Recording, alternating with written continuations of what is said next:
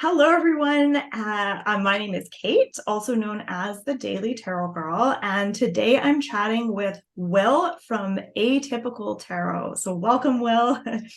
And we have a treat for you today. We are going to be discussing our most unusual, interesting decks. And I have a couple of Oracle decks and a couple of tarot decks that I have picked out to showcase and discuss. Why don't you Yep. start and let us know what decks you want to talk about All today? right.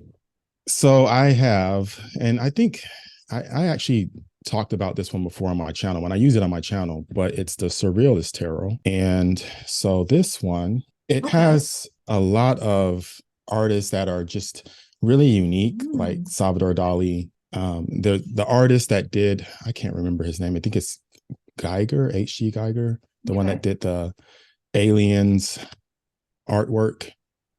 Mhm. Ooh. So that's one. Yeah, it's just it's got a lot. They have a lot of detail to them. Oh, wow. It kind of reminds me a little bit of kind of Dolly. It's kind of like Hmm. that a little bit, sort of Yeah, surrealist. some of the cards Mm. are really Dolly, and then some are a few other artists. I'd have to go through the guidebook to really let you know exactly which ones are featured in it. Ooh, that's But I cool. didn't think that this deck would be really close to the RWS, Yep. but it actually, when you really look at those cards and think about them, some really cool things pop out. And I've talked about a few of those things when I've used those cards on my channel. So yeah, that's one. The other one, and this one, I don't think it has a lot of weird stuff in it, but it's one of the ones, there's not a lot of extraterrestrial decks out there, but one of the ones that I've shown a few times on my channel, and I don't get to show it that often because it's an Oracle deck, is the Mystic Martians one. Mm. And I That don't know was if you one ended I up. chose too. Good. Cool. Okay. Yep. All right, perfect. So this one, I guess we can talk about it more once we start getting more into them. But that was another one, and I like to pair this one with, and this one isn't weird, but I like to pair it with the star codes. I Mm. selected that one because of the way that they go together. Oh, I So this haven't one, the seen star this. codes, it's an astrology deck, Okay. but when I put the images up side by side, you'll see that they have a really good connection. Mm-hmm. And then I also have the Wild Unknown Alchemy. And I picked this one because I think that, first of all, the cards are shaped really weird. So it has like a really unique setup. And it's Right. unusual because of the way it connects alchemy to the elements. And I did a review of this one, but it has a lot of the stuff that I talk about as far as incorporating the different elements from the periodic table into your practice. Mm-hmm. So I really love it for that. And so that one I thought I would include. And I have the Somnia Tarot. And a lot of people talk about this one. It's just a really weird one. So this is probably the weirdest one that I have. I've been Mm-hmm. looking at this one and I haven't used it a lot because I just don't know how like really to incorporate it into my use daily. I can tell a lot of work went into it. This wasn't just like someone going out and just snapping a few photos. It's everything set up in a really cool way. I mean, there's a lot of detail that went into it. So it's a really interesting deck. So that one. So those are the ones I kind of I think chose. Mhm. you maybe showed me that deck once because I kind of remember you telling me about it and how kind of moody and fascinating it was. Um, I don't know if it was this one. I'm trying to think if there was another one that it could have been. I feel like you've got a few weird decks. Yeah, yeah, I do. And a lot of them are some that I use on my channel, which are connected to my style of teaching tarot, which has Mhm. a lot of the elements and periodic table stuff into it, like the tarot physics, the science tarot. They're unusual, but I didn't want to really include those. I show those. I feel like I show those a lot, so I thought, I'll just not include those here. So those Yeah, are the ones I chose. So cool. you had the Mystic Martian one, and then what Yeah, I've else? got Mystic Martian Oracle. The other Oracle I have is the Beyond Lemuria Oracle. And I have to admit, I don't really use either of these that often. In fact, all the decks I chose today, I don't actually use them that often. I find the decks that I gravitate to are not unusual decks. They're like kind of standard, kind of classic looking decks. But Mhm. the tarot decks I chose, Tarot of the Sweet Twilight, which Mm. is very interesting. Do you know this deck, Will? I have that one. I have that one and I have the Beyond Lemuria one. That was one that I had here, like as kind of like a Mm-hmm. maybe. And so, but I do have that one, but it's at my house. I'm at Corey's house right now. But I have that one, and that one is really, really I don't know, kind of what's the word? It's whimsical, but in a darker way too. Yeah, yeah. Yeah. There Mm. is something like almost Nightmare Before Christmas kind of about Mm. the style, sort of. The other deck I chose is called the Intuitive Tarot, which isn't Mm. really, it's not unusual in the same way that some of the other unusual decks are unusual, but I'll show you it and you can see what you think. I find it's one of my weirder decks, and there's Mm. just something unusual about it that I love. And when I first got this deck, I used it a lot, and I just haven't used it much just because I have so many decks. But it's actually a really cool deck. So those are my I two tarot. okay. I wanted to get that one. I was looking at that one the other day. That's Celia Conway, right? And Yeah. yeah, that's one I really liked. I've liked that one. I've seen that one. That was probably like 4 or 5 years ago when I saw that one. And Okay. I always wanted to get it, but I just kept putting it off. And I think is that the first edition or the I don't know. Let me tell you. or is there a second edition? Yeah, I don't know. Because I think the second edition is borderless. Okay. Let's see. Yeah, this has a lot of borders. I'll show you. Okay. Oh yeah, yeah. I think There's a that's the lot of first. borders. I don't like the borders. I hate borders on decks. I don't Yeah. know what edition this is. This is 2004. Okay. Yeah. I don't know where it would tell you what edition it is. I feel like this has to be the first edition. Yeah, probably since there's nothing on there. Yeah, since it doesn't say second edition or anything like that. Yeah, so the guidebook is actually quite good. Mhm. I never really look at the guidebook, but it's a good one for people that like looking at the guidebook. The backs of the cards look like this. Okay. I don't know if they changed the backs on the other ones. I have to. The backs aren't that interesting, but yeah, so I'll show you just a few. Here's the Eight of Discs. Yeah, I just that's I find her I don't know if that's clear or not. My camera seems to not want to focus. The oh yeah, Hermit's no, I can really see. cool. Cool. That's interesting that you picked the Eight of Discs first. That's the one I'm working on right now for my channel. Oh, really? Yeah, I saw that you started doing court cards. Mhm. You did great. That was really good. Are you gonna do? I'm sorry, I'm getting off topic, but are you gonna do the all the court cards and then go into the minors? Or are you gonna stick with like all ones, all cups? I'm gonna do all the court cards and then I'm gonna see what I feel like doing. I might not Okay. do I might not do any of the minors. I might take a little bit of a break. Or I'm if I feel like, oh, I really want to do the minors now, then maybe I will. I'll Yeah. wait and It's a see. lot. Yeah. It's a lot of cards. I think that's why I'm Mhm. just feeling intimidated by it. Yeah. But yeah, the core cards have been the most fun. I'm enjoying, like I've already written, because I prepare my blog posts and videos like in advance, and I've written all the queens so far, and I'm working on the knights, even though I've only posted one video, and I'm having the most fun with this series more than the major arcana. Yeah, I find I get a lot out of the court cards too, just as far as studying them and studying the personalities. I Yeah. think it really helps me kind of understand different personality types and how they fit into just day to day life when I meet people. It's Yeah. really interesting. Yeah. Yeah. Yeah. So, yeah, so you're gonna do like all the pages and then all the Yeah. nights and then all. Okay. Hmm. Yeah, I'm starting with the queens for no particular reason, just because Hmm. I wanted to start with them. And then I'm going to do the knights, and then probably the pages, and then maybe finish with the kings. Okay. Okay. Yeah. All right. Before we continue, I wanted to ask you something. I was thinking about it the other day, Yeah. and so there. Speaking of weird decks, and this is something that I'm not really interested in, but there's a lot of AI decks coming out, and I've seen a lot of people kind of talking about them. There's a lot of Kickstarters with AI decks. What's your thoughts on those? I haven't seen any AI decks yet.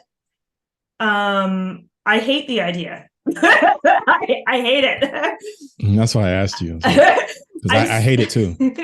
I've seen the AI art that people post online and stuff, and I hate it. There's something not right about it. There's something just kind of off with it. Mm-hmm. And maybe that's because it's new, maybe, but there's just something soulless and creepy about it. And it's not why I enjoy art. I enjoy art because it's created by a person. Right. So I Me don't think I too. would ever buy an AI deck. I can't think of Yeah. anything worse. I don't know. That's just my take on it. I I wouldn't either. I've seen several, and I've been and I think if you're gonna make an AI deck, I think you shouldn't really be. First of all, they shouldn't be charging. Some of those people that are making them shouldn't be charging as much as they are. I mean, you're not putting you you're typing in some keywords and you're spitting out.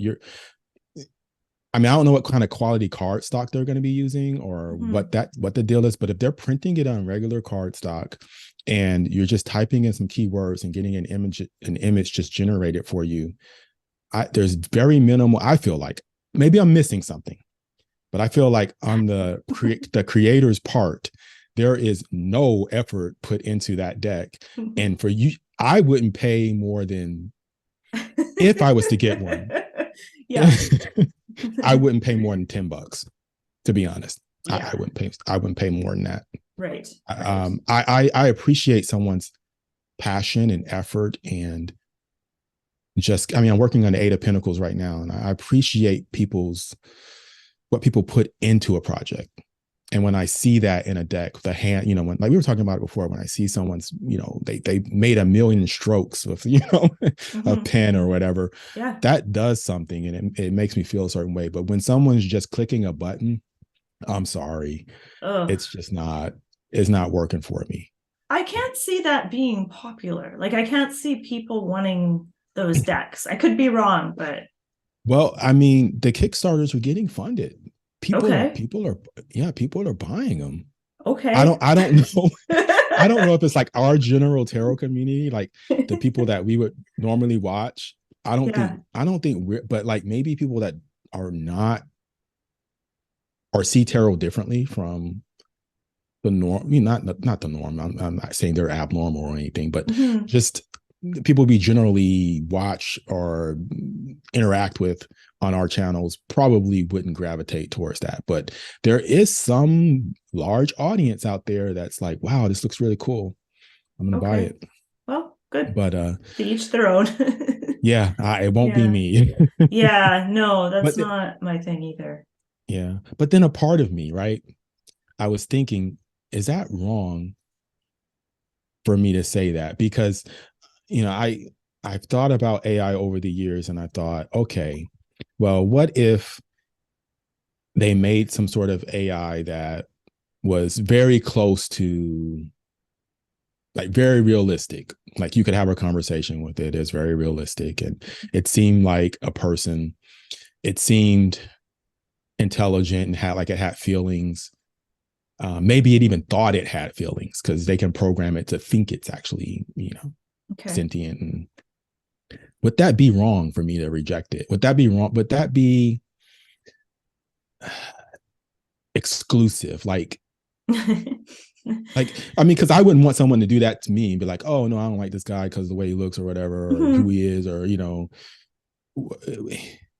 But then I think about, okay, if there's an AI out there, right, and they've made it to have emotions and to really feel like those are real, because they're getting really advanced with this stuff. Yeah. Would I hurt its feelings? Would I be like, hey, I'm not buying your deck? You're worried not even about real. You're worried about hurting the AI's feelings. I don't know much about AI, because anytime I hear stuff about it, it gives me the creeps so much that I just have to turn off the podcast or whatever I'm listening to, because it's so creepy to me.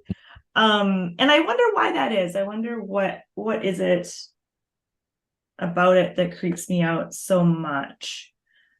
It's almost Well, like, because we were talking before I pressed record on our mm, conversation, we were talking about cults, and I was telling you that I'm like mm, fascinated by cults, and I listen to a lot of podcasts about cults, and I'm fascinated also by like cult leaders and just that psychological makeup of someone who is a manipulator and is like a cult leader type.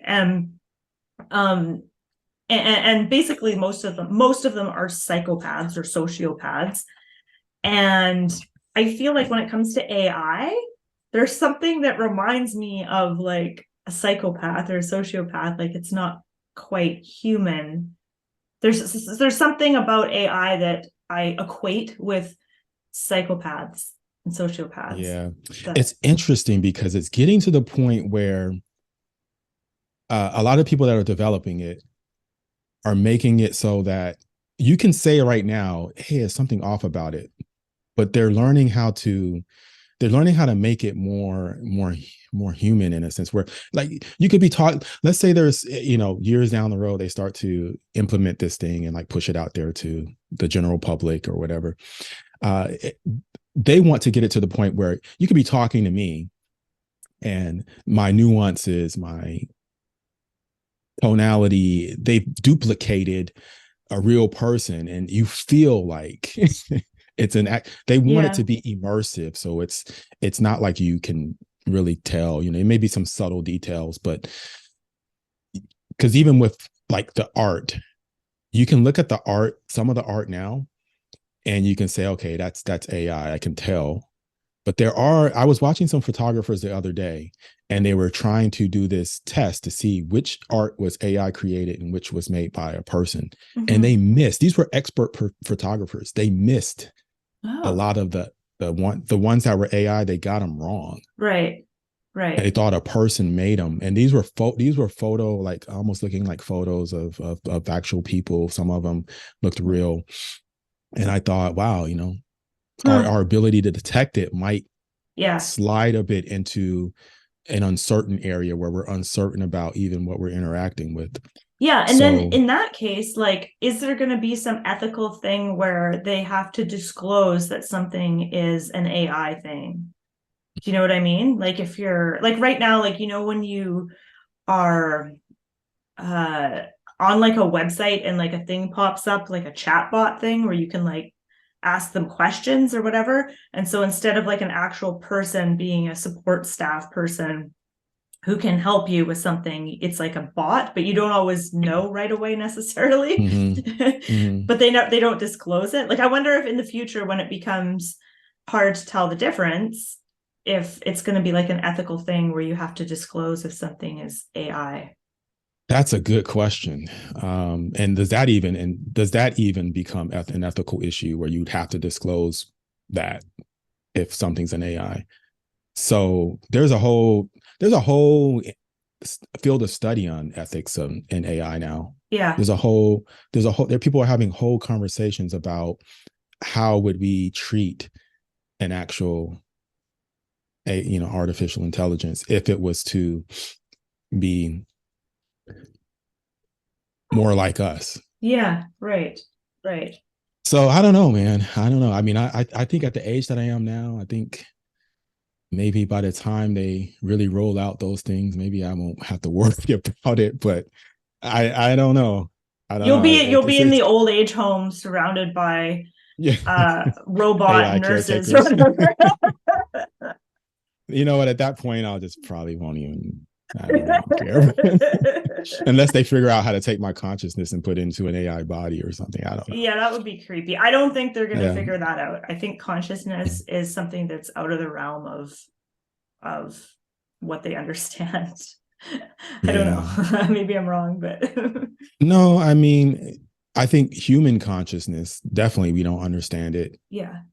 But what does it mean to be conscious? That's interesting. Because have you ever seen what was it called? Blade Runner? I'm sure I have. Mm-hmm. That was the whole concept behind that. It was AI running around that didn't even know it was AI. And like the main character was hunting a artificial intelligence. And I believe he was actually an AI himself, but he was programmed to go out and hunt these rogue AIs down. So Right. but he, as you're watching it, you're like, oh, this is a person. And then at the end, it's revealed that, wait a minute, no, he was actually created. But Interesting. yeah, I'm sorry we went down this rabbit hole. No, it's good. It's a good rabbit hole. Yeah. Speaking of AI, in the Mystic Martian tarot, they have the Men in Black. Oh yeah. Okay. Let's get that deck out. I might come back to the Intuitive Tarot. I'm going to keep this one out because I want to show some more cards. Okay, Men in Black. All right. Yeah. Oh yeah, Mystic Martian Oracle. This is such a fun deck. It is. I can tell a lot of, and the guidebook is really cool too. I can tell a lot of thought went into this deck. This is definitely for people that are into aliens and stuff like that. Will love this deck. Yeah. So like what I find interesting about this deck is not only does it focus on like the extraterrestrial aspects, but it also has a lot of alchemy. It has a lot of sacred geometry. It talks about the elements. So it just incorporates a lot of different things. And I think that if you want to get a good picture of a lot of things at once, it's a good deck to study because I think the word I'm looking for, or the thing that can describe it, is it's well-rounded. I mean, some of the things I don't know about, but like I don't know a lot about Alpha Centaurians. Okay. I do know a lot about Arcturians. Right. And Reptilian. We hear about Reptilian all the time. Right. But then they did separate the Reptilian and, let me see if I can find it, the Draconian as two different things, which I thought that was a good idea. And I remember showing you this card, and yeah, this reminds me of the Hierophant a bit. Yes, absolutely. Yeah. And so one of them is like bad and the other one's like just a little bit bad. Is that the difference? I think so. I think one of them, I was talking. Yeah, it's interesting. I was talking to someone the other day, a few weeks ago, about that, and we mentioned the Reptilians, and they were like, yeah, the Reptilians are service to self. And then I talked to someone else probably about a year ago, maybe a year and a half ago, and they were like, well, the Reptilians and the Draconians are two separate things, and the Reptilians are not necessarily service to self. So there is a difference. And I think when you learn more about them, it kind of becomes more clear. But I'm still on the edges of understanding all of these different species and things that are presented in here. Right. And you'll read books about extraterrestrials, and then someone else will have some other explanation. And it makes me go back and forth between, okay, are these beings service to self, or are they service to other? Because some people have different points of views about their background and what happened with these races and why they're doing the things that they're doing. And then other people will say, no, it's just they just see things in a bad way, and they're just manipulating people. And so it's very confusing. It's hard to narrow down what the heck is the actual the reality of it. So you get to a point where you're just like, okay, you know what? I have to take a break because there's a lot of contradictions here. And I think some of it could be coming from the fact that there's different timelines, and even time is a weird concept for a lot of these things. Are interdimensional. I find all this stuff fascinating. Like I read a lot of channeled books and things like that, and stuff about different aliens and different stuff like that. And I think it's all like really fascinating, but there's no way that I can like prove any of it or test whether it's real. So I try to take it all with a grain of salt. I don't get too caught up in trying to like figure out the truth or whatever, because I feel like it's just like kind of overwhelming and there's no way that you can really know for sure. I think that the universe is a huge place. Like there's so many different star systems. It's vast. And then if you think of different dimensions, then it's even bigger and bigger. So I think that it's conceivable that there's all different groups of beings of different levels of consciousness, and perhaps some have interacted with us on Earth at certain times. And like you said, there's different timelines, and the whole concept of time is kind of mind-blowing too. If you think that we're experiencing time in a specific kind of way, but apparently time is kind of an illusion. It's not actually a thing. It's just a concept that we use to experience things a certain way, I guess. Yeah. No, yeah, it's one of those things where I think you have to just go inward and just really get the knowledge from within, because you can get a foundation, I think, of what's going on from reading different books and hearing other people's perspectives, but going in and taking that time to meditate and try to connect that way is, I think, the best thing to do. Because speaking of meditation, Will, did you ever check out the Gateway experience or the Hemisync tapes? Yeah, I didn't get the tapes, but I got the app. Yeah. And the app has a subscription and you get access to a lot of different things. Yeah. And so, yeah, I've been using that. And I think that it's actually helped a lot. I like having the binaural, you can feel the difference. Yeah. Binaural tones and things like that. And I like the ones that are less, I guess they're more of just the tones, where you hear the different tones, and they have a lot of those.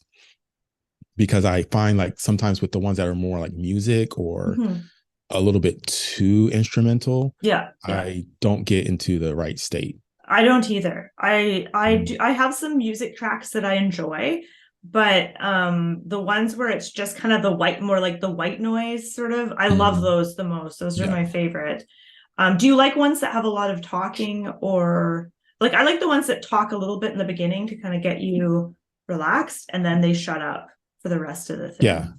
Yeah. I don't like the ones that talk a lot. There's only one that I like that talks, but it's not on Hemisync. It's from a guy named Mori. It's called the Mori method.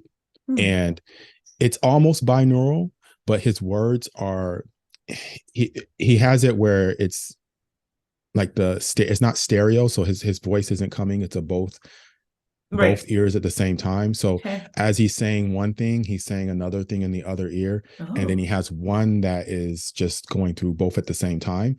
So it's almost like a binaural experience, but it's with someone's voice, and it has a lot of affirmations. So it depends on what I want to do. If I want to do affirmations and I want to listen to those, and I do like to hear someone's voice saying the affirmations, but I also like for it to be a binaural experience too.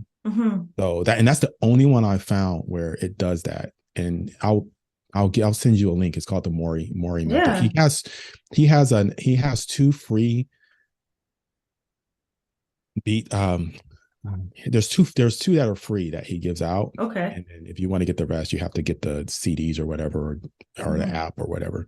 But I only use the free ones from him, and yeah, they're amazing. Yeah, cool. But yeah, other than that, the voice, no. Yeah. Do you guys do you want to draw a card from the Mystic Martian deck and read let's do that. Okay, I'll draw one, you can draw one. Okay, so I'm gonna ask, what do we need to see? What card do we need to see right now?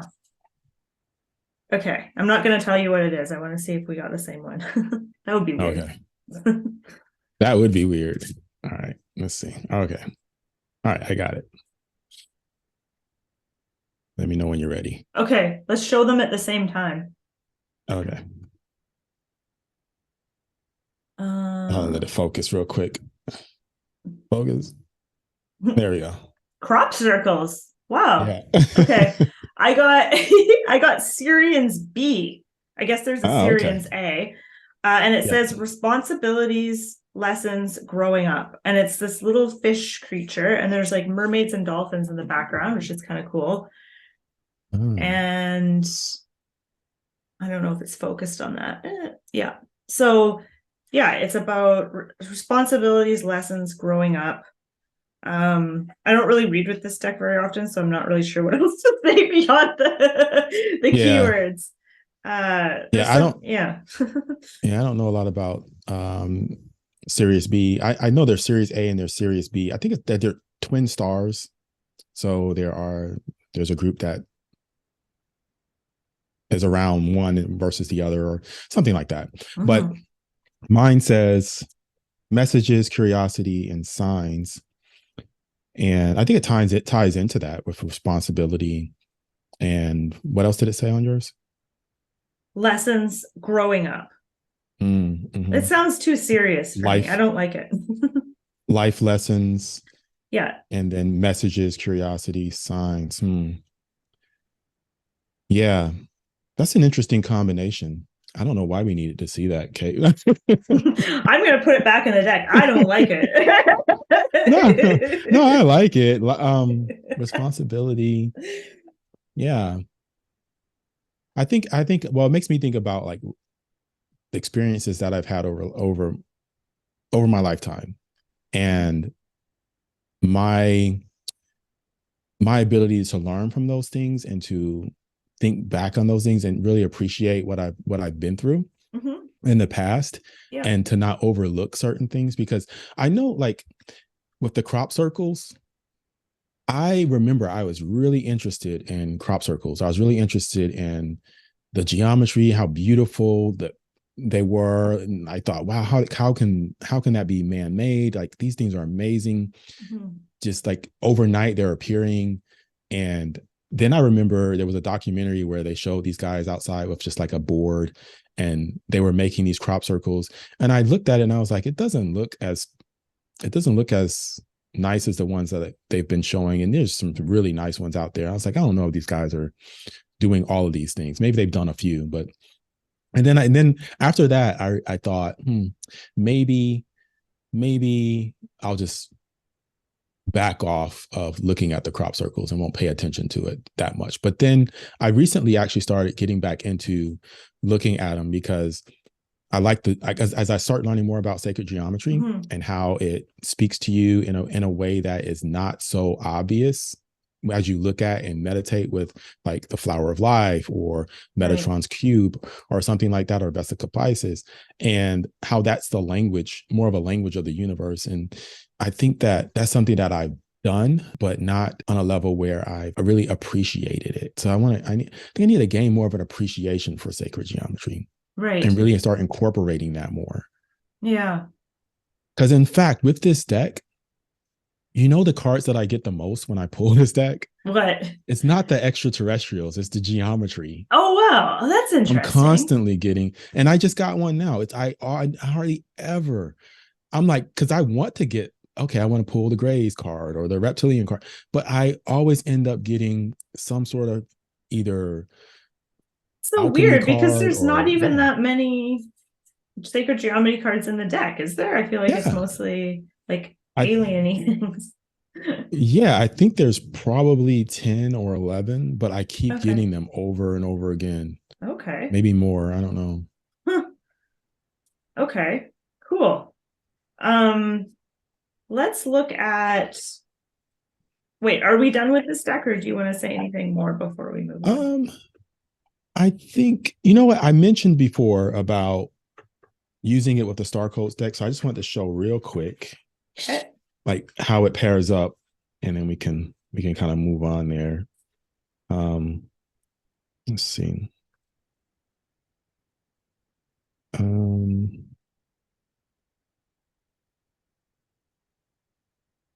so let's see, we got like the element air here, and if I pull a card from Star Codes.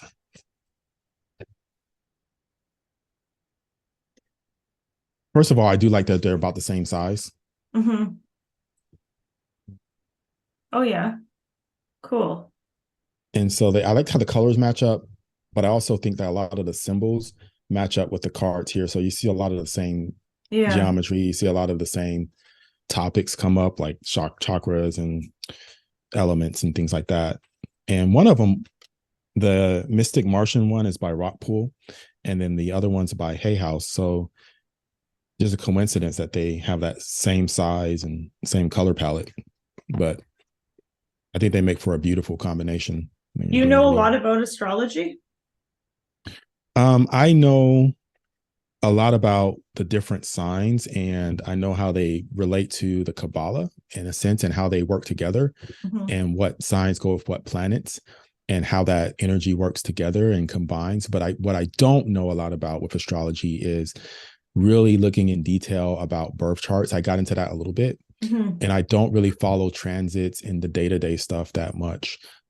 But I do like the story that astrology tells from the level of the character of the individual, and how that relates to all those different aspects that combine together. So Kabbalah, Right. astrology, tarot, and how that overlays on each other. I do like that. So I try to incorporate it into the lessons that I give on my channel, but just a little bit, enough to just kind of get people started, because I don't even go that deep into astrology.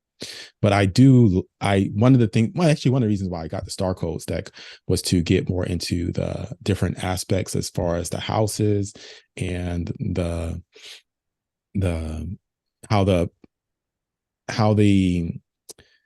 birth chart or your natal chart works with the different houses, and how that gives you a bigger picture of your astrology, like how your astrology is all put together. Right. Because a lot of times I'll look at someone's sign, or maybe the top 3 signs, and go off of that. But still, there's just so much more to it, and I just kind of want to have a better understanding of that. So that's a process. Yeah. How about you? I don't really know much about astrology other than my own sign and my husband's sign, but I have a few astrology books that I've read and that I dip into every now and then. So I have kind of a general understanding of astrology, but I don't know how to do charts or anything like that. Yeah, it's something I'm interested in, and I read my books from time to time, but I don't have a big understanding of it. I feel like astrology is even more complex and involved than tarot. Like, I feel like there's so much to learn. There's so many different things to figure out with astrology. So maybe I find it a little bit intimidating. Yeah. What's fun is, and I did this a while back, is to take take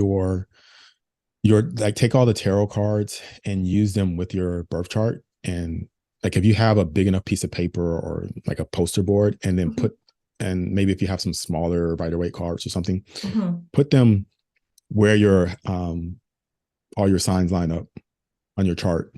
Yeah. Because if you understand tarot, it might give you a better understanding of, okay, let's say I got the Hierophant in my 3rd house or whatever. And you can kind of say, okay, well, Hierophant, how would that Hierophant behave in this situation of the characteristics that are going on in the 3rd house?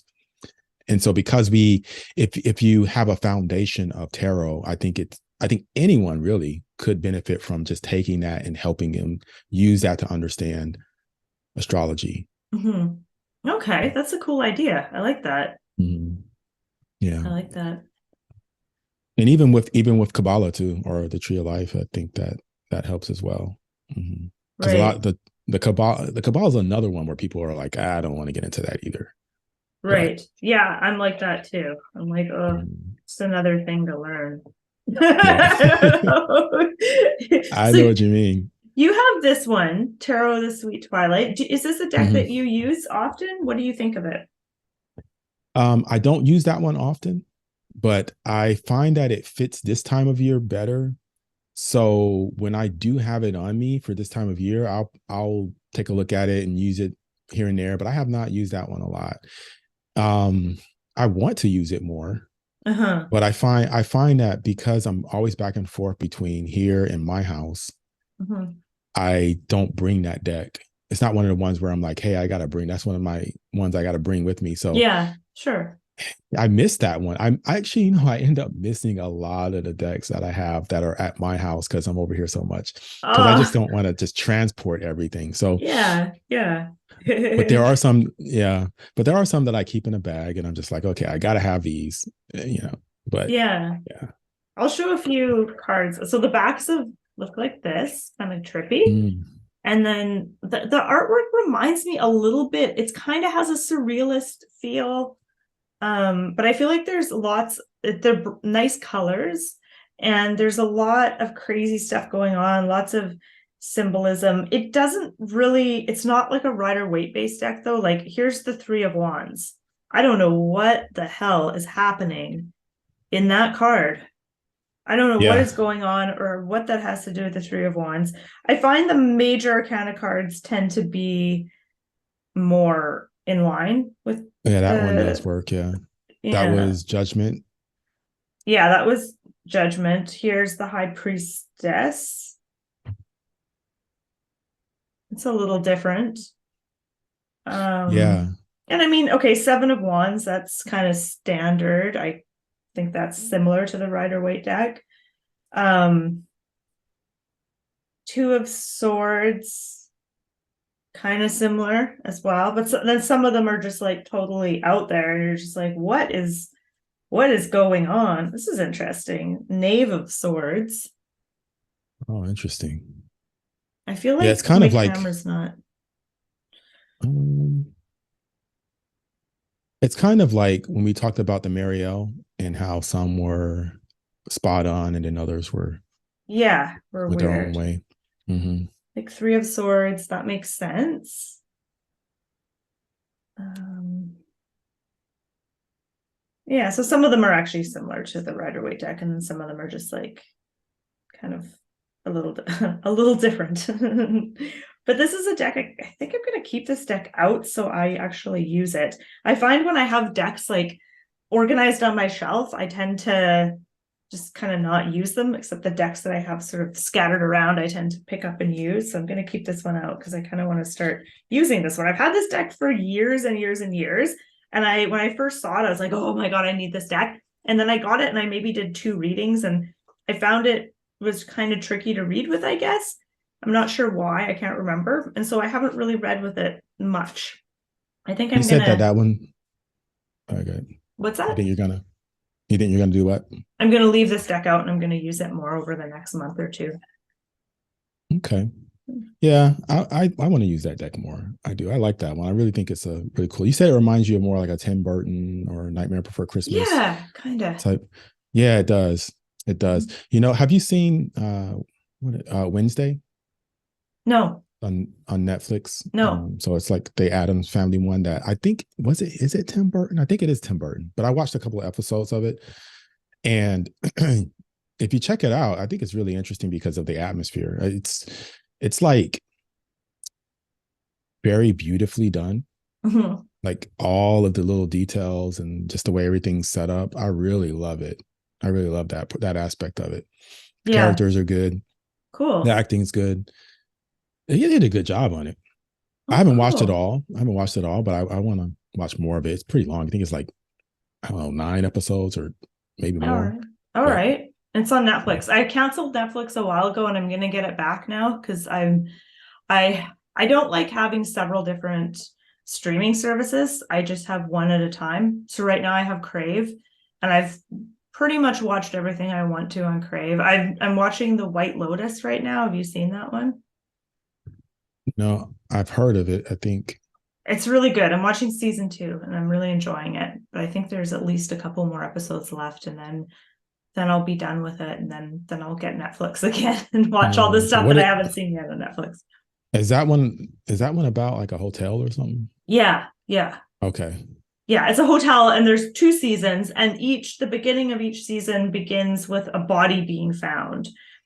So you know that Mhm. someone dies, and then so that's it sort of like starts at the end, and then it goes back to the beginning. So then you're like, okay, you know someone's gonna die, but you don't know who. So it's kind of like a mystery, kind of like a dark comedy too. There's kind of funny parts. There's some really good Mhm. characters. It's just very compelling. I'm really enjoying it. Okay, I might have to Yeah. check that one out. Um, did you want to look at? You had Beyond Lemuria, Yeah. right? I always mess up And Lemuria. you put me onto this deck. I think you showed this deck to me and I was like, Ah, oh, I like this deck. And I really like it a lot. It's by Izzy Ivy. And uh-huh. I love her style of artwork. It comes with a guidebook, and the backs look like this.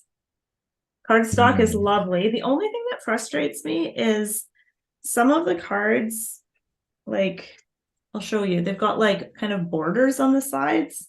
Oh yeah. And then Yeah. some of them are like full. Like, I love this card. This is beautiful. Um, Um, so some of them are like the full thing, and then some of them have these weird, and see here, this one, it's because obviously like she probably used existing artwork that she had. She didn't necessarily mhm. create it specifically for the deck, so they're all different sizes. I'm guessing that's why. But for some Yeah. reason, it just frustrates me when I'm doing a reading, and it's like weird borders on some of the cards, but not all of them. That's my main complaint about the deck. But I actually really love, I love the artwork, and it's, I would consider it kind of a more unusual deck because, um, and she explains kind of the concept behind the deck in the guidebook, but it's about Lemuria, which is like a society that existed, what, tens of thousands of years ago, or Mhm. hundreds of, I can't remember when. Yeah. So yeah, I mean, I've read different takes on it. One of the Yeah, things I read about it was that yeah, it was a society, but more on a they weren't really physical. It wasn't like as physical as like like an actual physical Earth existence at first, right. and then they were very advanced, and then there were other civilizations during that time that kind of went to them for guidance, and then the Lemurians left. So they left. And then what became of Lemuria was just a combination of a lot of other cultures that kind of came into that area and took over. So that was one of the stories I heard of it. There's all Mhm. kinds of different tales about what Lemuria was. And Yeah. so, yeah, it's very, very detailed. I think we're piecing together a lot of different things. Yeah. Have And you it's all, heard of the book called Collapse? I think it's by Jared mm, Diamond. mm-mm, Um, so it talks about different societies that have collapsed, and mm, there's a chapter on Easter Island, mm. and that's really interesting, like about, because don't think they even know how they built these massive sculptures, and how they moved them around and stuff, and Yeah. because yeah, that was fascinating. I don't know what you were saying That made me think was of that. yeah, I'm glad you brought it up because that those statues, those ones on Easter Egg Island, those are connected to Lemuria. And I think I did read that they were built to kind of represent the fact that the people that were still there, how they were anticipating the return of certain Okay. beings that had visited.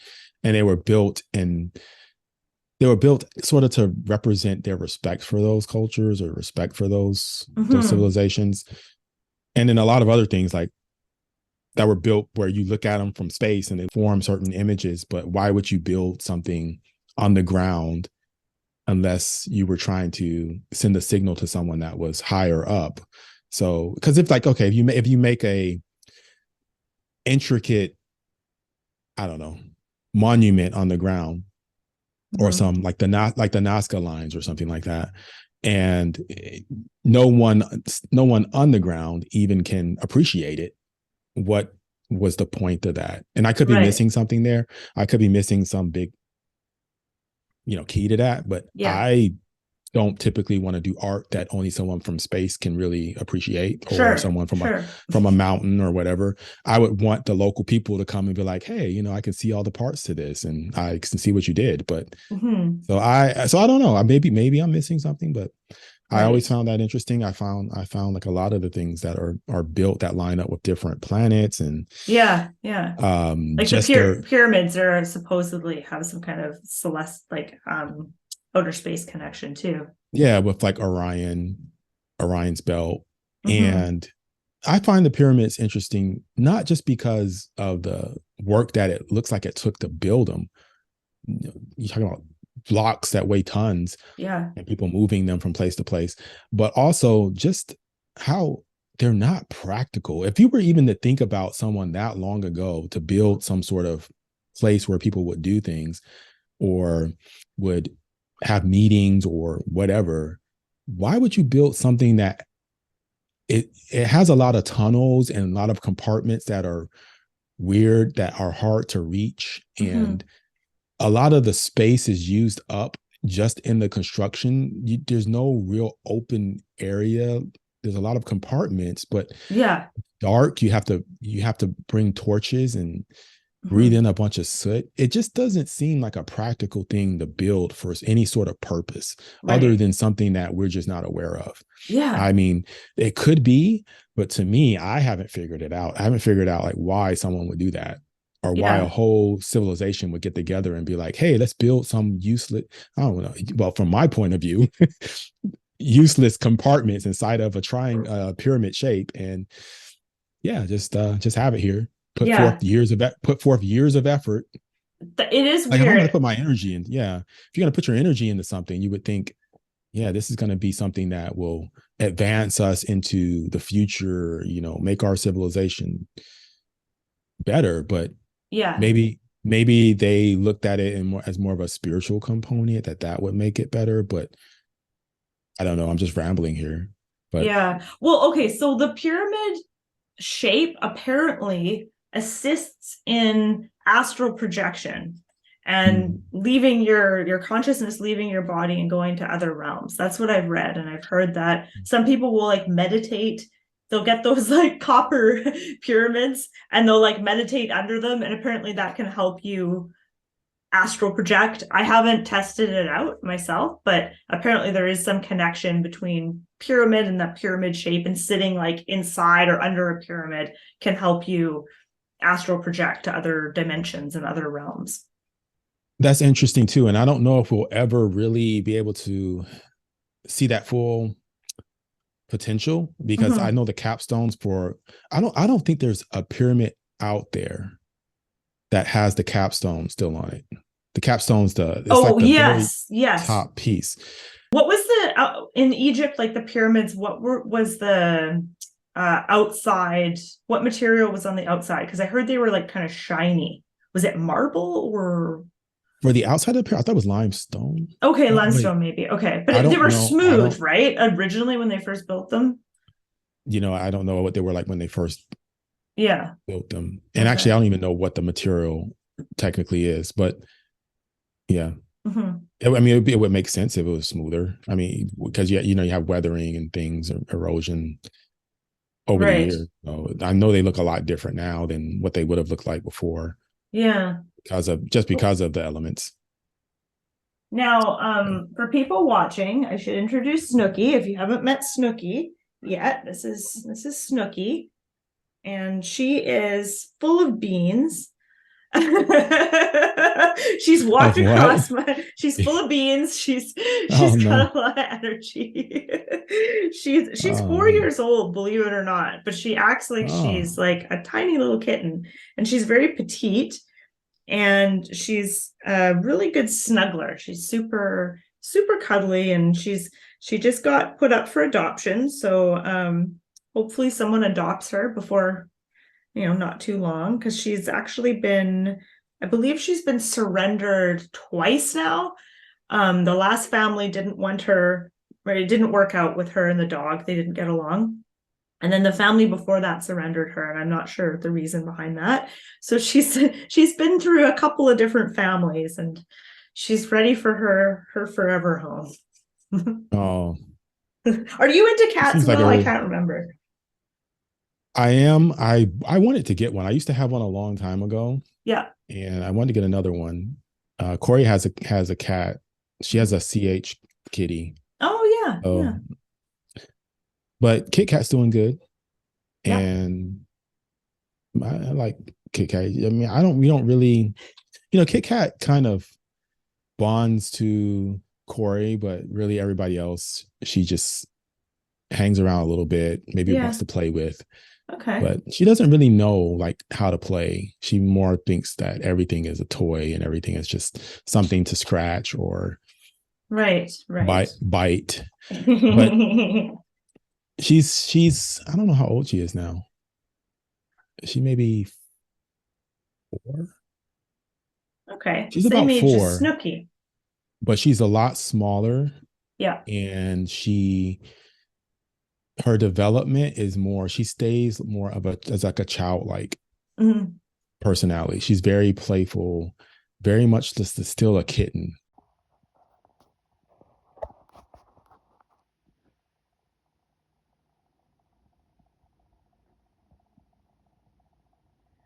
She sees me. Just go back to licking your tree skirt. She listened to me. What is she doing? Because In her mind, CH is the shaky back legs, right? or in general, all Oh, just over. in general. It, Okay. So she there's just different like shakes. levels. Yeah. Is she it's Some are, severe or no, she's not severe, which is really good because yeah. she can eat her food on her own and do things. And I've seen some that can't even focus on Oh, yeah. anything. Yeah.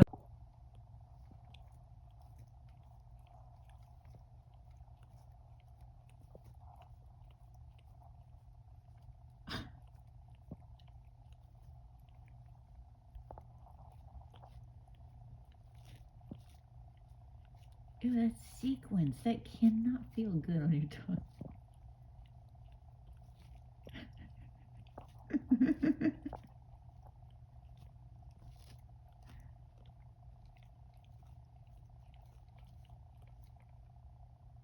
I had a CH kitten that I fostered, but it was very mild CH. It was just like a slightly shaky, his back legs were just slightly shaky when he went to jump on things. So he was very like kind of clumsy when he was jumping on things, but that was about it. Mm. Yeah. Yeah. Yeah. So Kit Kat's not going to be the type that like jumps on the ceiling fan or, Yeah. jumps into the Christmas tree or something like that. Right. But I think her thing mainly is getting into stuff that she can't get out of. Right. Like if we set something up a certain way and she goes in there, she's not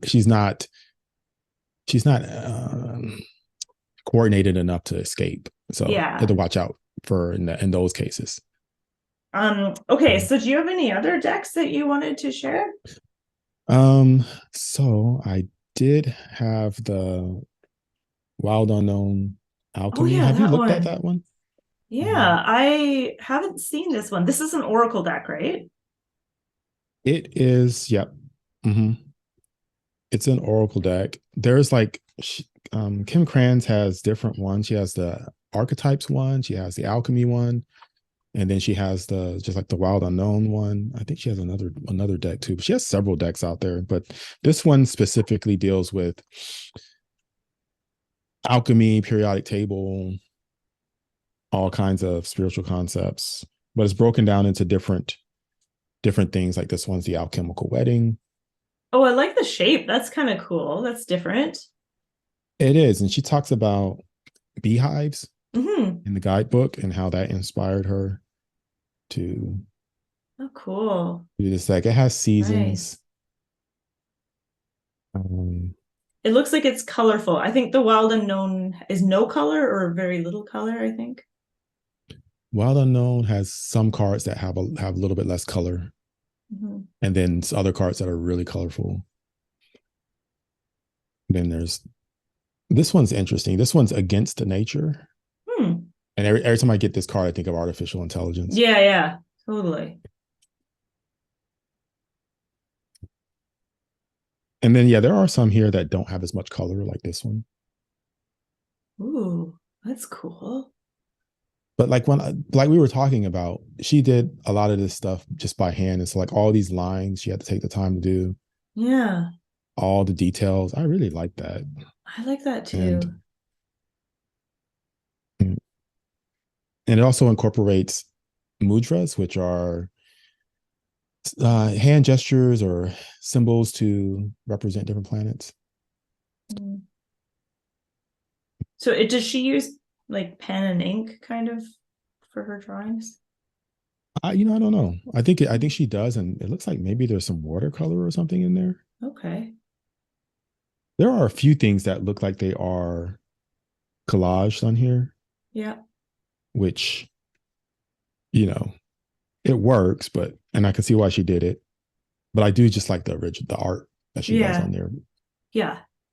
Nice. So yeah, so I talked about this one in my on my channel Do and you kind of went find through like how I would use it. do you use oracle decks more often than tarot, or do you gravitate more to tarot? I'm starting to use them more Mhm. because just on a day to day, because if I don't have a lot of time, there I feel like if I don't have a lot of time, I gravitate towards just grabbing the Oracle deck because it's a little bit faster. Okay.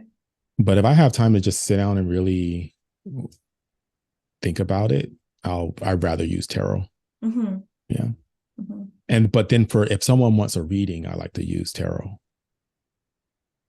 Yeah, Yeah. right, right. I prefer using tarot for readings too. Yeah, yeah. How about you? Yeah, Do I you use tarot way more than I use Oracle now. And I have so many cool Oracle decks. I should get back into Oracle, but I tend to just find myself reaching for my tarot decks more than my Oracle decks. Yeah.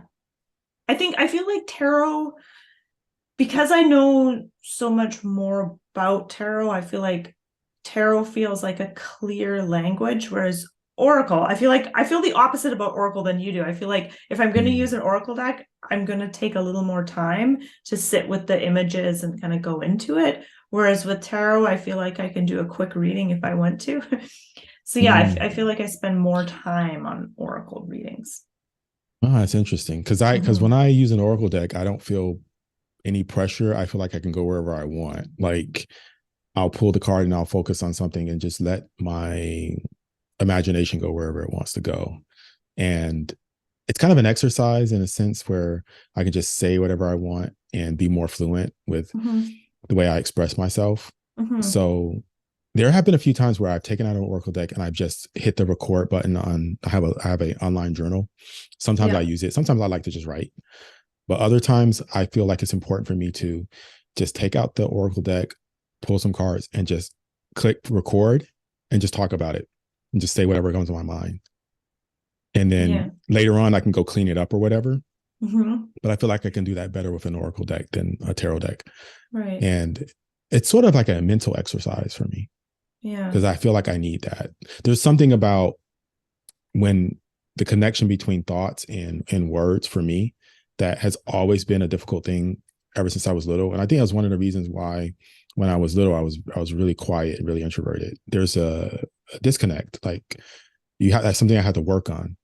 It's sort of Hmm. like Hmm. my thoughts don't really match what I want to express sometimes. It's hard Right. to get the words and find the words.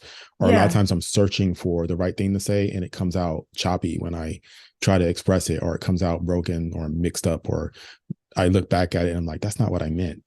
But Yeah. Yeah. I think there's so much translating that happens when we do readings, like, because you have to translate the symbols and the messages on the cards to understand it yourself. And then if you're giving a reading to someone and you're talking aloud, you've got to like then verbalize it and express it in a way that's going to make sense and be easily mm, understood. So I feel like there's a lot of like translating going on when we do readings. yeah, it is. And I think Mm-hmm. I have to learn to trust that what I'm saying is going to be okay. Because Mm-hmm. I think in the past I've hesitated a lot to speak speak about certain things because I just felt like, okay, that's that I need to think about it way too much. Like I was in my head way too much. Like before I said something and I saw it on a card, before I said it, I was like way too hesitant on is this going to be the right thing. And I think sometimes that's a good thing because sometimes you don't want to say something that you really don't mean and it comes off wrong Mm-hmm. because that can definitely backfire. Yeah. If you're talking, you're like, oops, I didn't mean to say that. And it could be something really crazy. Yeah. But at the same time, I think you get better at it. And so Yeah. that's why I like to practice it on my own first Yeah. before I would do it with someone else in a reading. Yeah, for So sure. Yeah. Well, this has been really fun, Will. Thanks so much for joining me and discussing some of your more unusual, weird decks. yeah, yeah, exactly. Thank you. And so yeah, we'll have to get together again. And I think um I should have a lot more time because as I know, like next semester it may not be as much of a load. We'll see, Yeah. but hopefully, I'm hoping to figure out I want to do these interviews or discussions or whatever conversations in a live format on my channel. I think that would be really fun, and then viewers can join us live if they want to and ask questions and stuff like that. Yeah, so I'm gonna figure out how to do that and get it set up so the next time hopefully I will be able to do it live, which will be kind of fun. Yeah, I've done that. I did that with Anna from Astrolabe Tarot one time, and well, someone else I did. I've done a few of them, not a lot of them, but I like those too. Yeah, those are good. It takes some time to get used to because you're looking at multiple things and trying to look at people's comments and Yeah. and you know, Sure. engaging them. But yeah, but that'll be fun. That'll be fun. If you want to do that, then let me know. I will. I'll let you know, and let people Try that. know where they can find you. Yeah, so Atypical Tarot, just look that up on YouTube. I don't have a website. I do have Instagram. It's the same thing, Atypical Tarot. And that's it. Just find me there. Awesome. And you can find me obviously on my YouTube channel, Daily Tarot Girl, and also on my website, dailytarotgirl.com. I have all kinds of fun tarot learning resources on there for you to check out, deck reviews, a list of tarot meanings, tarot card spreads, all kinds of fun stuff.